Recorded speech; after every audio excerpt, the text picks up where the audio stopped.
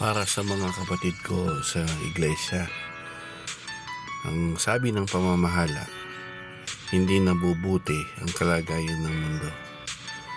Kaya huwag kayong matakot, huwag kayong magulumihanan sa mga nangyayari ngayon. Bagkus, magpakatatag tayo sa ating paghawak sa halalan, tumupad ng tungkulin, huwag pababayaan ng pagsamba.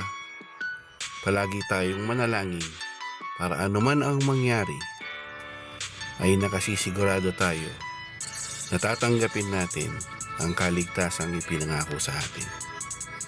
Yun lang mga kapatid, salamat, ingat po kayong lahat.